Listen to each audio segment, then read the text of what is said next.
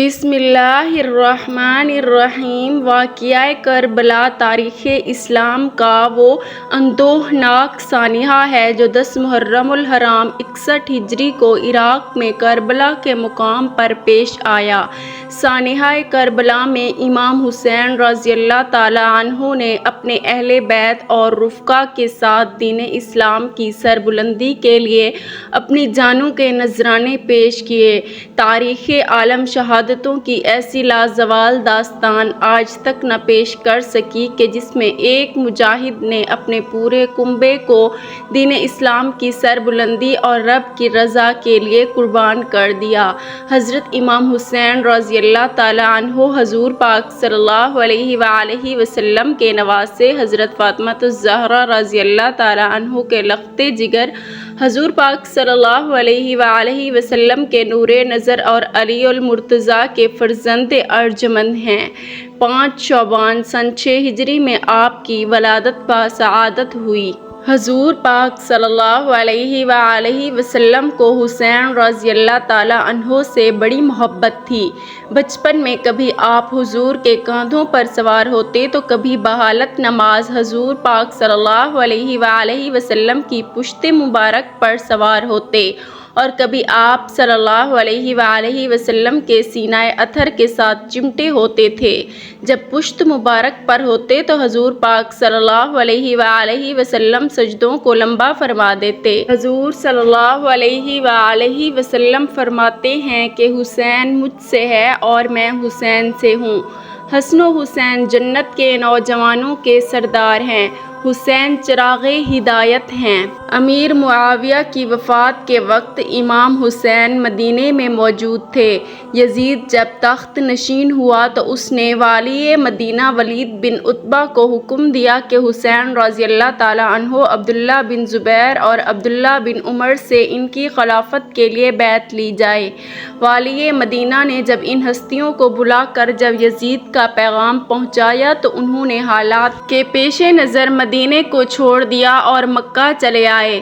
مکہ میں امام موجود تھے تو کوفہ والوں کے خط آنا شروع ہو گئے کہ یزید تخت پر بیٹھ چکا ہے، وہ دین میں طرح طرح کی خرابیاں پیدا کرنے کا مرتکب ہو رہا ہے، اس کے فسق و فجور کو اگر نہ روکا گیا تو دین اسلام کا شیرازہ بکھر سکتا ہے۔ ہم آپ کو اپنی پوری معاونت کا یقین دلاتے ہیں، لہٰذا آپ کوفہ تشریف لے آئیں۔ اسی طرح کے مضامین پر مشتمل تقریباً 900 خطوط امام حسین کو موصول ہوئے۔ امام حسین نے کوفہ جانے کا فیصلہ کر لیا۔ اصحابہ کرام میں سے کئی لوگوں نے امام حسین کو کوفہ جانے سے منع کیا۔ انہوں نے کہا کہ اس سے قبل بھی کوفہ والے آپ کے بھائی اور والد گرامی کے ساتھ دھوکہ کر چکے ہیں، ان سے کچھ بھی بعید نہیں۔ اب طے یہ پایا کہ امام حسین نے مسلم بن عقیل کو، جو کہ ان کے چچا زاد بھائی ہیں، کوفہ بھیجا تاکہ وہ وہاں کے حالات کو پرکھیں اور لوگوں سے امام حسین کے لیے بیعت لیں اور حالات اور تمام صورتحال سے امام حسین کو آگاہ کریں۔ امام مسلم کوفہ کے لیے روانہ ہوئے۔ کوفہ پہنچ کر مسلم بن عقیل نے مختار کے گھر پناہ لی۔ بیعت شروع ہوئی تو تقریباً 12,000 کوفیوں نے آپ کے ہاتھ پر امام حسین کے لیے بیعت کی۔ مسلم بن عقیل نے امام حسین کو خط لکھا کہ حالات سازگار ہیں، فوراً تشریف لے آئیں۔ امام اپنے 72 اصحاب کو لے کر کوفہ کی جانب روانہ ہوئے۔ امام کوفہ کے لیے روانہ ہوئے تو ادھر کوفہ کے حالات اچانک تبدیل ہو چکے تھے۔ مسلم بن عقیل کی بیعت کی خبر جب یزید تک پہنچی تو اس نے عبداللہ بن زیاد کو کوفے کا والی مقرر کیا۔ عبید اللہ بن زیاد ظالم ترین شخص تھا۔ اس نے کوفیوں کو ڈرایا دھمکایا اور کہا کہ جس نے بھی یزید کی بیعت توڑی تو میں کوڑے اور تلوار سے کام لوں گا۔ کوفیوں نے پینترا بدلنا شروع کیا اور بیعت سے پیچھے ہٹ گئے۔ اس دوران امام مسلم اکیلے رہ گئے اور جاسوسوں کے سبب گرفتار ہوئے۔ عبداللہ بن زیاد نے ان کا سر کاٹ کر دارالامارت سے نیچے پھینک دیا۔ امام حسین کوفے کی جانب عازم سفر ہوئے تو رستے میں فرزدق شاعر ملا۔ یہ کوفہ سے آ رہا تھا۔ اس نے امام حسین سے کہا کہ کوفیوں نے عقیل سے کی گئی آپ کی بیعت توڑ دی اور امام عقیل کو شہید کر دیا گیا ہے۔ کوفی وہ لوگ ہیں جن کے دل تو آپ کے ساتھ ہیں لیکن تلوار بنو امیہ کے ساتھ۔ امام نے اصحاب سے مشورہ کیا تو کچھ لوگوں نے کہا کہ واپس لوٹ جانا چاہیے۔ مسلم بن عقیل کے قرابت داروں نے کہا کہ ہم عقیل کا قصاص لیں گے۔ امام کا قافلہ کوفہ کی جانب روانہ ہو گیا۔ سب سے پہلے حرب بن یزید نے امام کا راستہ روکا۔ اس کے بعد عبید اللہ بن زیاد نے 4000 کی مزید کمک دے کر عمر بن سعد کو حضرت حسین رضی اللہ تعالیٰ عنہ کے مقابلے پر بھیجا گیا۔ امام حسین نے ان کے سامنے اپنی شرائط پیش کی کہ یا مجھے یزید کے پاس جانے دے دیا جائے یا واپس جانے دیا جائے، یا جہاں کسی سرحد پر جہاد ہو رہا ہو وہاں کی جانب جانے دیا جائے۔ امام حسین رضی اللہ تعالیٰ عنہ نے کوفیوں کے خطوط کے وہ تھیلے بھی عمر بن سعد کو دکھائے جو انہوں نے امام کو آنے کے لیے لکھے تھے۔ عمر بن سعد نے عبداللہ بن زیاد کو خط لکھا اور حسین کی 3 شرائط بیان کی تو عبداللہ بن زیاد بھی مطمئن ہوا کہ معاملہ بات چیت کے ذریعے حل ہو جائے گا۔ شمر ذی الجوشن جو اس وقت دربار میں موجود تھا، اس نے عبید اللہ بن زیاد سے کہا کہ کیا آپ حسین رضی اللہ تعالیٰ عنہ کو دوبارہ مہلت فراہم کر رہے ہیں کہ وہ آئندہ بھاری طاقت اور جمعیت اکٹھا کر کے ہمارے مقابلے پر آ جائیں گے؟ اگر آج امام حسین رضی اللہ تعالیٰ عنہ کو جانے دیا تو آپ لوگ ان پر کبھی قابو نہ پا سکیں گے۔ شمر کے ان الفاظ نے عبید اللہ بن زیاد کے ذہن کو تبدیل کر دیا۔ اس نے شمر کو خط بھیجا اور کہا کہ یہ خط عمر بن سعد کو دینا، اگر وہ ہمارے حکم کو بجا لائے تو ٹھیک ورنہ اس کو قتل کر کے خود لشکر کے امیر بن جانا۔ 7 محرم الحرام کو امام حسین رضی اللہ تعالیٰ عنہ کے لشکر پر پانی بند کر دیا گیا۔ دریائے فرات ٹھاٹھیں مارتا ہے اور وہاں سے حضرت حسین رضی اللہ تعالیٰ عنہ یا ان کا کوئی بھی لشکری پانی نہیں پی سکتا۔ فوج اشقیاء فرات کے کنارے موجود ہیں۔ حسین پر پانی کی مکمل بندش ہے۔ جناب میر انیس اپنے مرثیہ میں اس منظر کو کچھ اس طرح بیان کرتے ہیں۔ 9 محرم کو شمر کربلا پہنچ گیا۔ امام حسین کی کچھ دیر کے لیے آنکھ لگی تو اٹھ کر اپنی صاحبزادی حضرت زینب رضی اللہ تعالیٰ عنہ سے کہا کہ مجھے خواب میں رسول اللہ صلی اللہ علیہ وآلہ وسلم کی زیارت ہوئی ہے اور انہوں نے کہا ہے کہ تم ہم سے ملنے والے ہو۔ اس کے بعد حضرت امام حسین رضی اللہ تعالیٰ عنہ نے اپنے اصحاب کے سامنے ایک تقریر کی، ان کا شکریہ ادا کیا اور کہا کہ تم نے میرا بڑا ساتھ دیا ہے۔ یہ فوج اشقیاء میرے خون کی پیاسی ہے۔ میں حسین تمہیں یہ کہتا ہوں کہ تم لوگ رات کے اندھیرے میں واپس چلے جاؤ اور عورتوں اور بچوں کو بھی ساتھ لے کر چلے جاؤ۔ حضرت امام حسین رضی اللہ تعالیٰ عنہ نے فرمایا کہ بیٹا علی اکبر چراغ کو گل کر دو، اور اصحاب سے کہا کہ وہاں اگر کوئی پوچھے کہ حسین کو تنہا کیوں چھوڑا تو کہہ دینا عورتوں اور بچوں کی وجہ سے۔ ہمیں حسین رضی اللہ تعالیٰ عنہ نے واپس کر دیا۔ جب چراغ دوبارہ اجلایا گیا تو تمام اصحاب موجود تھے اور کوئی بھی واپس جانے کے لیے تیار نہ تھا۔ زہیر بن کین نے کہا کہ اے امام حسین رضی اللہ تعالیٰ عنہ، اگر دشمن ہمارے جسم کو کینچیوں سے بھی قطرے قطرے کر دے تو پھر بھی ہم آپ کی مدد سے پیچھے نہ ہٹیں گے۔ 10 محرم الحرام کی صبح ہر نے یزیدی لشکر کو چھوڑ کر امام کے لشکر میں شمولیت اختیار کر لی۔ امام نے دشمن فوج کے سامنے خطبہ دیا، پہلے اہل بیت کے مناقب بیان کیے، پھر اپنے بارے میں نبی کریم صلی اللہ علیہ وآلہ وسلم کی احادیث بیان کی۔ فرمایا کہ ہم شباب اہل جنت ہیں، حضور صلی اللہ علیہ وآلہ وسلم کے نواسے اور بطول و علی کے بیٹے ہیں۔ تمہارے لیے کسی طور پر بھی جائز نہیں کہ میرے خون سے اپنے ہاتھ رنگ دو۔ کیا میں نے کسی کو قتل کیا ہے جس کے قصاص میں تم مجھے قتل کر رہے ہو؟ کیا میں نے کسی کا مال لوٹا یا کسی کو زخم لگایا؟ امام حسین رضی اللہ تعالیٰ عنہ نے ایک ایک کوفی کو نام لے کر پکارا اور کہا، اے فلاں ابن فلاں، اے فلاں بن فلاں، اے فلاں بن فلاں، کیا تم نے مجھے خط نہیں لکھے تھے؟ کیا مجھے آنے کا نہیں بولا تھا؟ یہ لوگ یزیدی فوج میں موجود تھے تو وہ لوگ مکر گئے۔ امام حسین رضی اللہ تعالیٰ عنہ نے وہ خطوط کے تھیلے عمر بن سعد اور شمر کو دکھائے جو ان کو لکھے گئے تھے، لیکن کیا کہیں کہ بدبختی و لعنت فوج یزید یزید کا مقدر بن چکی تھی۔ اتنا سمجھانے کے باوجود بھی اقتدار اور زر کی ہوس نے انہیں اندھا کر دیا تھا۔ کوفیوں نے ایک نہ سنی فوج کے عہدیداروں کو یہ معلوم تھا کہ اگر یزید کو خبر ہو گئی کہ ہم نے حضرت امام حسین رضی اللہ تعالیٰ عنہ کو بلایا ہے تو وہ ہمیں قتل کر دے گا۔ یہی وجہ تھی کہ حسین رضی اللہ تعالیٰ عنہ کو یزید تک نہ پہنچنے دیا گیا۔ سب سے پہلے عمر بن سعد نے حسینی لشکر کی جانب تیر چلایا اور کہنے لگا، گواہ رہنا پہلا تیر چلانے والا۔ اب باقاعدہ جنگ کا آغاز ہوا۔ امام حسین رضی اللہ تعالیٰ عنہ کے سپاہی ایک ایک کر کے اپنی بہادری اور شجاعت کے جوہر دکھاتے ہوئے جام شہادت نوش کر گئے۔ اہل بیت اطہار میں حضرت عباس رضی اللہ تعالیٰ عنہ کے بازو قلم کر دیے گئے۔ حضرت قاسم امام علی اکبر داد شجاعت دیتے ہوئے شہادت کے مرتبے پر فائز ہوئے۔ 9 محمد شہید ہوئے۔ پھر 6 ماہ کے امام علی اصغر کو حسین کے ہاتھوں پر حلق میں تیر مار کر شہید کر دیا گیا۔ 10 محرم کو شام پھیلنے لگی تھی۔ حسین کے ساتھیوں نے میدان کربلا میں بڑی بہادری اور شجاعت دکھائی۔ اب آخری باری حسین بن علی کی آئی۔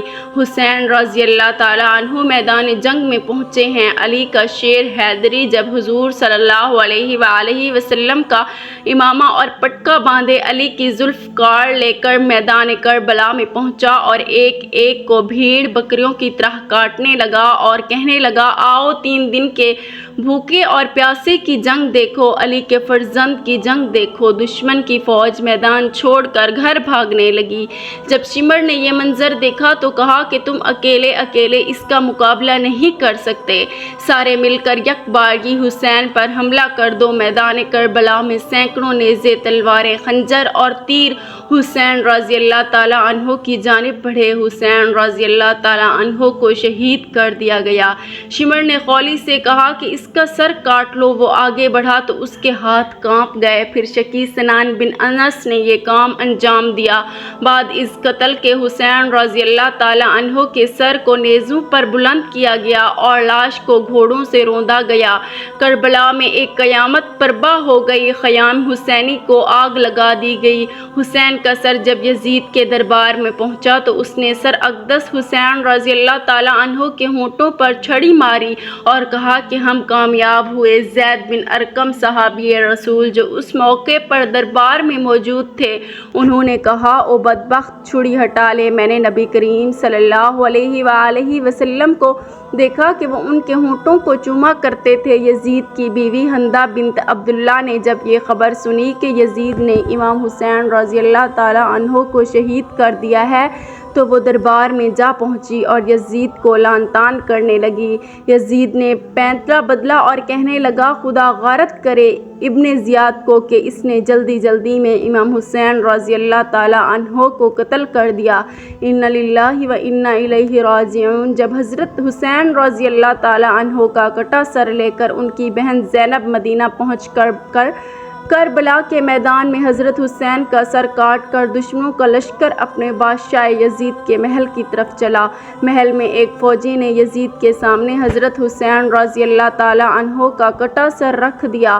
حضرت حسین رضی اللہ تعالیٰ عنہ کا کٹا سر دیکھ کر یزید بہت خوش ہوا اور پھر اس نے اپنے ہاتھ میں ایک چھڑی لے کر حضرت حسین رضی اللہ تعالیٰ عنہ کے سر پر ماری اور کہنے لگا کہ اے لوگو، دیکھ لو، جو بھی میری مخالفت کرے گا اس کا یہی انجام ہوگا۔ حضرت حسین رضی اللہ تعالیٰ عنہ کے سر کی ایسی بے حرمتی دیکھ کر دربار میں موجود ایک یہودی کہنے لگا کہ اے لوگو، میں حضرت داؤد علیہ السلام کی نسل سے ہوں اور 14 پشتوں کے بعد میرا نسب حضرت داؤد علیہ السلام سے ملتا ہے، تو اے لوگو، میرے اور حضرت داؤد علیہ السلام کے بیچ میں 14 پشتوں کا فاصلہ ہے، پھر بھی میری قوم کے لوگ میری بہت عزت کرتے ہیں، اور ایک تم لوگ ہو کہ اپنے ہی نبی کریم صلی اللہ علیہ وآلہ وسلم کے نواسے کا سر کاٹ دیا اور دربار میں بیٹھ کر اس کے ساتھ ایسی بے حرمتی کر رہے ہو؟ تم کیسے اپنے نبی صلی اللہ علیہ وآلہ وسلم کے سچے عاشق ہو؟ حضرت حسین رضی اللہ تعالیٰ عنہ کی بہن حضرت زینب اپنے بھتیجے امام زین العابدین کو پکڑ کر روئے جا رہی تھی اور اپنے بھائی حضرت حسین رضی اللہ تعالیٰ عنہ کے کٹے سر کی بے حرمتی دیکھ کر اللہ سے فریاد کر رہی تھی کہ تبھی یزید نے حضرت زین العابدین سے کہا کہ تم نے دیکھ لیا نا، تیرے باپ نے میری مخالفت کی تو اللہ نے اس کا کیسا انجام کیا۔ اس پر حضرت زین العابدین نے قرآن پاک کی ایک آیت پڑھ کر جواب دیا کہ اے یزید، دنیا میں جو کچھ بھی ہوتا ہے سب میرے اللہ کے حکم سے ہوتا ہے۔ تو یزید نے جواب دیا کہ یہ سب کچھ تم لوگوں کے ہی کرتوتوں کی وجہ سے ہوا ہے۔ اور پھر یزید نے حضرت زینب رضی اللہ تعالیٰ عنہ کے ہاتھ میں ان کے بھائی حضرت حسین رضی اللہ تعالیٰ عنہ کا سر مبارک رکھتے ہوئے کہا کہ اب تم لوگ عزت کے ساتھ ساتھ اپنے گھر مدینہ جا سکتے ہو۔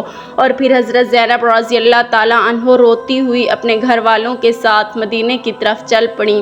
حضرت زینب سارے راستے بھر اپنے بھائی حضرت حسین رضی اللہ تعالیٰ عنہ کا کٹا سر دیکھ کر روتی جا رہی تھی۔ آخر یہ لوٹا ہوا قافلہ کئی دنوں کے سفر کے بعد مدینہ پہنچا۔ جب لوگوں کو خبر ہوئی کہ دشمنوں نے حضرت حسین رضی اللہ تعالیٰ عنہ کا سر کاٹ دیا ہے تو لوگوں میں کہرام مچ گیا اور ہر گھر سے رونے کی آوازیں آنے لگیں۔ سارے مدینے کے لوگ سمٹ کر حضرت زینب رضی اللہ تعالیٰ عنہ کے پاس پہنچے۔ حضرت زینب رضی اللہ تعالیٰ عنہ بہت خاموش تھیں، کسی سے بات نہیں کر رہی تھی۔ حضرت حسین رضی اللہ تعالیٰ عنہ کا کٹا سر ان کے ہاتھوں میں تھا اور آنکھوں سے آنسو جاری تھے۔ اچانک حضرت زینب رضی اللہ تعالیٰ عنہ اپنے بھائی حسین رضی اللہ تعالیٰ عنہ کا کٹا سر لے کر اپنے نانا حضور پاک صلی اللہ علیہ وآلہ وسلم کی قبر مبارک کی طرف چل پڑیں۔ جب حضرت زینب رضی اللہ تعالیٰ عنہ حضور پاک صلی اللہ علیہ وآلہ وسلم کے روضے پر پہنچی تو آنکھوں سے بے اختیار آنسو بہنے لگے اور پھر انہوں نے حضور پاک صلی اللہ علیہ وآلہ وسلم کے روضے کے پاس حضرت حسین رضی اللہ تعالیٰ عنہ کا کٹا سر رکھتے ہوئے ایسے الفاظ کہے کہ جنہیں سن کر سارے مدینے والے رونے لگے۔ حضرت زینب نے حضور پاک صلی اللہ علیہ وآلہ وسلم کے روضے کے سامنے کھڑے ہو کر کہا کہ اے میرے نانا جان، کاش کہ آپ زندہ ہوتے تو دیکھ لیتے کہ دشمنوں نے آپ کے پیارے حسین کا کیا حال کیا ہے۔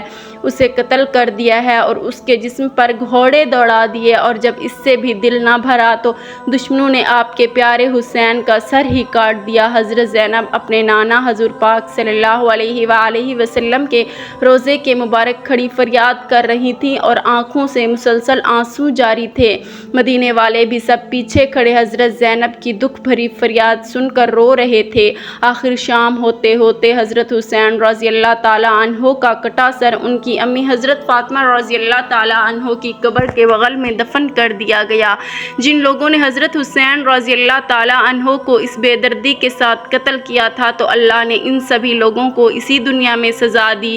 کربلا کے میدان میں دشمنوں میں سے ایک آدمی کے جس کا نام ابن جویریہ تھا تو اس نے حضرت حسین رضی اللہ تعالیٰ عنہ کو پکارا، انہیں گالیاں دی اور برا بھلا کہا تو حضرت حسین رضی اللہ تعالیٰ عنہ نے اس کے لیے بد دعا کی اور کہا کہ اے ابن جویریہ، اللہ تیرے جسم کے ٹکڑے ٹکڑے کر دے۔ اور پھر اسی وقت ابن جویریہ کا گھوڑا پاگل ہو کر ادھر ادھر بدکنے لگا۔ گھوڑے کے بدکنے کی وجہ سے ابن جویریہ کا پیر پھسلا اور گھوڑے سے نیچے گر پڑا، لیکن اس کی ایک ٹانگ گھوڑے میں بندھی زین میں پھنس گئی اور پھر وہ پاگل گھوڑا اسے گھسیٹتے ہوئے پتھروں کے اوپر دوڑنے لگا۔ وہ گھوڑا ابن جویریہ کو گھسیٹتا ہوا اتنی تیزی سے دوڑ رہا تھا کہ پتھروں کی چوٹ سے ابن جویریہ کا جسم کٹ کٹ کر گرنے لگا اور آخر اس کا سارا جسم کٹ کر ختم ہو گیا، صرف اس کی وہ ٹانگ بچی کہ جو اس گھوڑے کی زین میں پھنس گئی تھی۔ جس وقت کربلا کے میدان میں حضرت حسین رضی اللہ تعالیٰ عنہ 3 دنوں کے پیاسے دریا کے کنارے بیٹھ کر پانی پینے جا رہے تھے تو اسی وقت دشمنوں میں سے ایک آدمی کے جس کا نام ابن نمیر تھا، اس نے حضرت حسین رضی اللہ تعالیٰ عنہ کے منہ کی طرف ایک تیر چلایا اور وہ تیر سیدھا آ کر حضرت حسین رضی اللہ تعالیٰ عنہ کی گردن میں لگتا ہوا دوسری طرف نکل گیا، جس کی وجہ سے حضرت حسین رضی اللہ تعالیٰ عنہ پانی نہ پی سکے اور ان کی گردن سے خون بہنے لگا۔ تو حضرت حسین رضی اللہ تعالیٰ عنہ نے ابن نمیر سے کہا کہ اے ظالم ابراہیم جیسے تو نے مجھے پانی نہیں پینے دیا ہے، ایسے ہی اللہ تجھے ہمیشہ پیاسا رکھے۔ حضرت حسین رضی اللہ تعالیٰ عنہ کی اس بد دعا کا اس دشمن پر ایسا اثر ہوا کہ وہ چاہے جتنا پانی پی لیتا پھر بھی اس کی پیاس نہ بجھتی۔ آخر اسی شام کو اس نے اتنا زیادہ پانی پی لیا کہ اس کا پیٹ پھٹ گیا اور اس کی موت ہو گئی۔ دشمنوں کا سردار ابن زیاد کے جس نے حضرت حسین رضی اللہ تعالیٰ عنہ کا سر کاٹنے کا حکم دیا تھا اور اسی کے حکم پر فوجیوں نے حضرت حسین رضی اللہ تعالیٰ عنہ کا سر مبارک کاٹا تھا۔ تو ابن زیاد کا نوکر بیان کرتا ہے کہ جب ابن زیاد حضرت حسین رضی اللہ تعالیٰ عنہ کا سر کاٹ کر شام کو اپنے محل پہنچا تو اس کے ساتھ یہ ہوا تو جیسے ہی اس نے محل کے اندر قدم رکھا تو اچانک سامنے سے ایک آگ کا شعلہ اس کی طرف لپکا۔ قریب تھا کہ وہ آگ میرے سردار ابن زیاد کو جلا کر ختم کر دیتی، لیکن تبھی اچانک وہ آگ غائب ہو گئی اور ابن زیاد نے مجھ سے کہا کہ اے آدمی، کیا تم نے بھی ابھی وہ آگ دیکھی ہے جو ابھی میری طرف لپکی تھی؟ تو میں نے کہا ہاں میرے سردار، مجھے بھی وہ آگ نظر آئی تھی۔ تو ابن زیاد نے مجھ سے کہا کہ یہ بات کسی کو بھی مت بتانا، اس کو راز ہی رکھنا۔ حضرت سفیان ثوری رضی اللہ تعالیٰ عنہ فرماتے ہیں کہ حضرت حسین رضی اللہ تعالیٰ عنہ کو قتل کرنے والے دشمنوں میں سے میں نے دو لوگوں کا بہت برا انجام دیکھا ہے۔ ایک تو ان میں ایسا آدمی تھا کہ اس کی شرمگاہ اپنے آپ بہت زیادہ بڑھتی جا رہی تھی اور وہ شرم سے لوگوں کے بیچ نہ جاتا، اپنے گھر میں ہی بیٹھا رہتا، اور دوسرے آدمی کا انجام میں نے ایسا دیکھا کہ اسے اتنی زیادہ پیاس لگتی تھی کہ وہ چاہے سارے دریا کا پانی پی لیتا پھر بھی اس کی پیاس نہ بجھتی۔ آخر ایک دن اس نے اتنا زیادہ پانی پی لیا کہ اس کا پیٹ ہی پھٹ گیا اور اس کی موت ہو گئی۔ حضرت ابو کبیر رضی اللہ تعالیٰ عنہ فرماتے ہیں کہ کربلا کے میدان میں دوپہر کے وقت حضرت حسین رضی اللہ تعالیٰ عنہ کو شہید کیا گیا تھا۔ تو جس وقت حضرت حسین رضی اللہ تعالیٰ عنہ کو شہید کیا گیا تو اچانک سورج گرہن ہونے لگا اور پھر سورج چھپتے چھپتے اتنا زیادہ چھپ گیا کہ دوپہر کے وقت رات کی طرح اندھیرا ہو گیا اور آسمانوں میں تارے نظر آنے لگے اور ہمیں ایسا لگنے لگا کہ شاید قیامت آ گئی ہے۔ امام زہری فرماتے ہیں کہ جس دن حضرت حسین رضی اللہ تعالیٰ عنہ کو شہید کیا گیا تو اس دن بیت المقدس میں جو بھی کنکر یا پتھر اٹھایا جاتا تو اس کے نیچے تازہ خون ملتا تھا، اور پھر 3 دنوں تک آسمان ایسا لال پڑ گیا کہ ہمیں ڈر لگنے لگا کہ شاید اب قیامت قائم ہو جائے گی۔ اللہ پاک ہمیں دین کی مکمل سمجھ نصیب فرمائے، ہمیں اہل بیت سے سچی محبت عطا فرمائے اور ہمارا خاتمہ ایمان پر فرمائے، آمین۔ ناظرین، کمنٹ باکس میں اللہ تعالیٰ کے 99 ناموں میں سے ایک نام ضرور ٹائپ کریں۔